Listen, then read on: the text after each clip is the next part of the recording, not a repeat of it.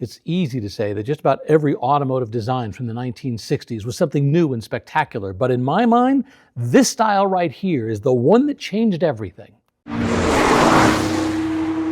Hi there, Rick DeBrule with another chapter in the automotive evolution, here once again at the Martin Auto Museum in Phoenix.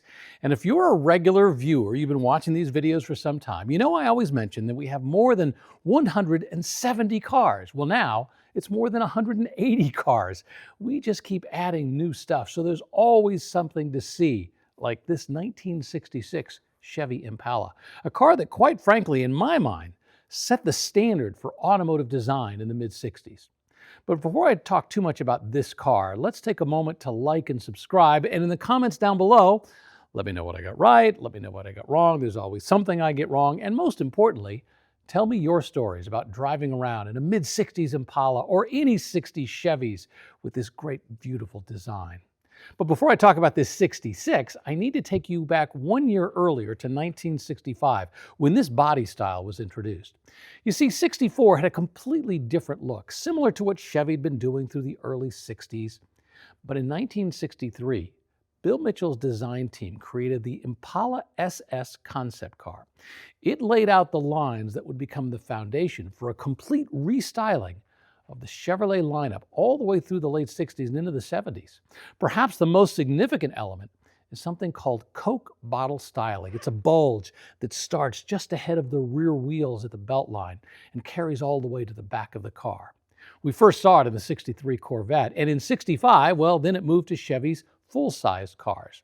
And the redesign had immediate impact. In 1965, Chevrolet was the first automaker to produce more than 3 million cars and trucks in a single year, with the Impala accounting for more than 1 million of those.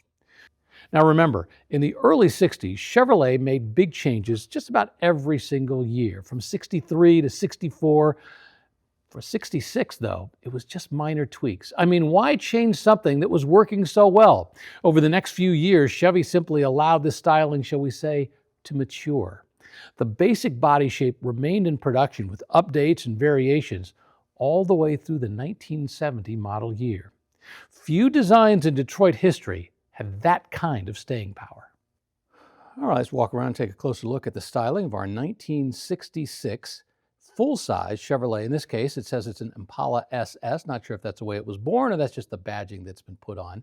One of the first things I want to mention is this styling touch right here. We call this the shark nose. Bill Mitchell, who was the head of styling and design for Chevrolet and General Motors, was pretty obsessed with sharks. You see it, of course, in the Stingray, the 63 Corvette that came out and had those styling touches. But as the story goes, I guess Bill Mitchell had been fishing in the Bahamas and caught a Mako shark. He actually had it mounted and put it in his office. He liked the design, the way it flowed from front to back, and so he wanted to incorporate a lot of those elements in. So they refer to this as the shark nose, and this is almost similar to the Stinger that you see in the Corvette that flows all the way from the front to the back from 1963.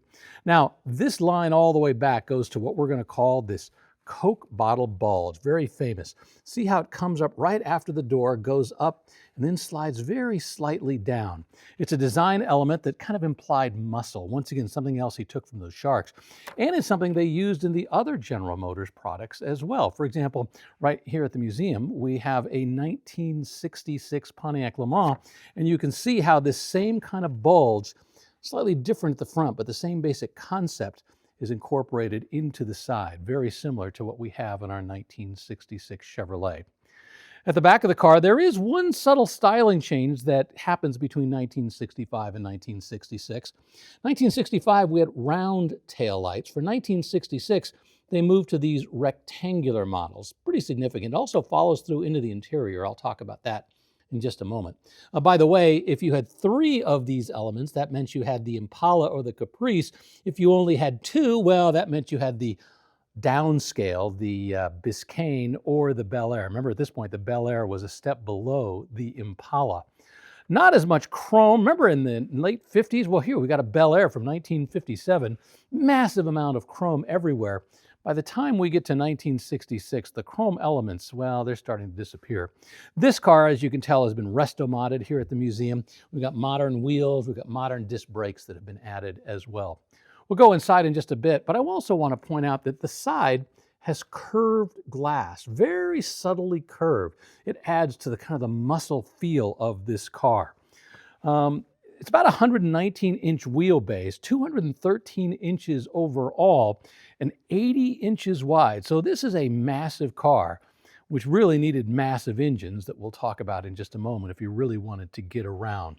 I should also mention that Coke bottle styling, Bill Mitchell didn't come up with that. Raymond Loewy is kind of given the credit. He's an industrial designer who designed the Avanti. Remember the Avanti, made by Studebaker, that used something similar. So he's the guy who's given in the automotive world credit for initially coming up with that. By the way, there's also a new frame underneath this car. The X-frame that I think had come out in 1958 was gone. Now they were using a more traditional regular frame. By the way, I talked about the fact that there were different models. The Biscayne was the entry level. That was going to cost you about $2,400. If you wanted the Impala Super Sport, well, that was going to be $3,200. If you wanted the Caprice four-door custom, that was going to be $3,700. The Caprice, by the way, was a brand new model for 1966. And then once you started to add engines, well, guess what? If you wanted bigger engines, the price could continue to go up. But boy, if you were driving a full-size vehicle, there was a lot to look for when you were thinking about going for a 1966 Chevrolet. You had a pretty broad selection of engines that were available for a 1966 full-size Chevy. At the base of the lineup was a 230 cubic inch inline six-cylinder engine with 140 horsepower. It was aimed at the buyers who wanted reliability, they wanted affordability, they just wanted to spend less. Stepping up from there, Chevrolet offered several small block V8 options, starting with the 283 cubic inch V8 with 195 horses. One of the most popular choices, though, was a 327 small block V8, available in several versions. The horsepower ranged from 250 all the way up to 275 horses for buyers who wanted just a little more punch. Now, that engine really struck an ideal balance between performance and everyday usability and cost. But for those who wanted serious power, Chevrolet stepped into big block territory with the 396. Depending upon the configuration, the 396 was going to produce between 325 and 360 horses. It was available for the first time in 1965, and as you can see here in our museum car, we have a 396, but as you can tell, it's got some modern performance tweaks that have been done to it. Still, it's very easily the kind of engine someone might have bought back then. But for 1966, Chevy also bumped it up again. In 66, you could get a 427, whether it was the 390 horse version or the 425 horsepower model. It was perfect for buyers who wanted maximum performance in this full-size package. By the way, the turbo hydromatic was not offered if you bought that big horsepower engine. And I love the ad that they ran back then. It showed the engine in a cage like a beast with a tagline that read, "Do not tease." It's important to remember that Chevrolet was not officially racing during this era.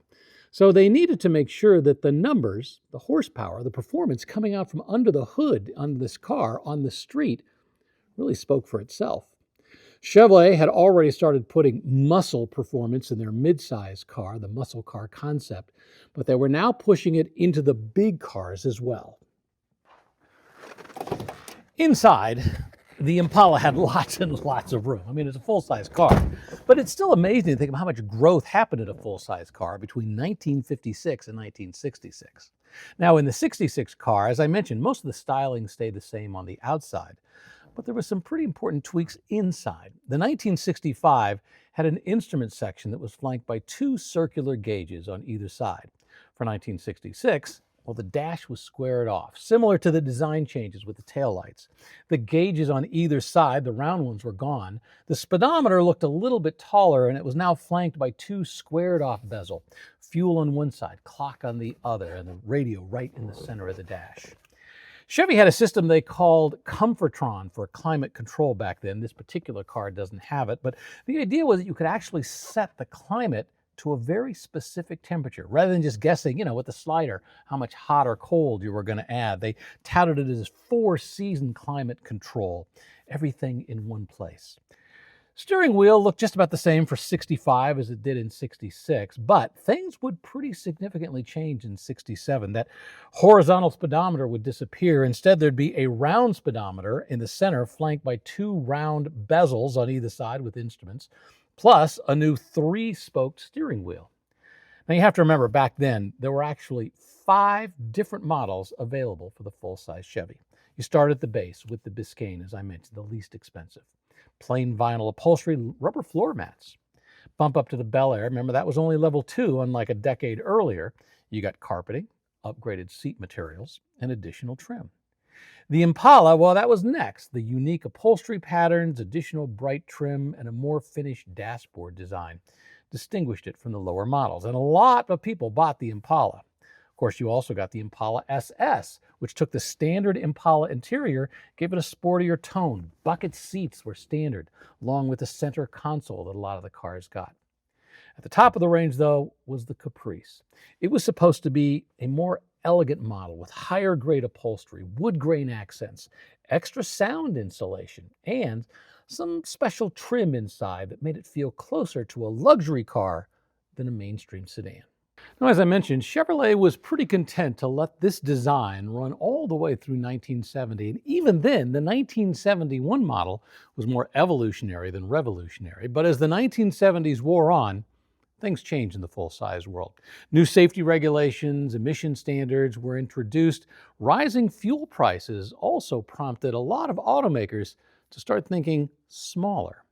These days, the concept of the full-size car has really died off, unless you count those full-size SUVs. The last Impala rolled off the line in 2020, significantly smaller than this one. Chrysler's 300 was probably the last of the species that really finished its run in 2024. But back in 1966, when this convertible was roaming the streets, Chevy had set a new standard for automotive design. It was the one the other car makers had to scramble to match.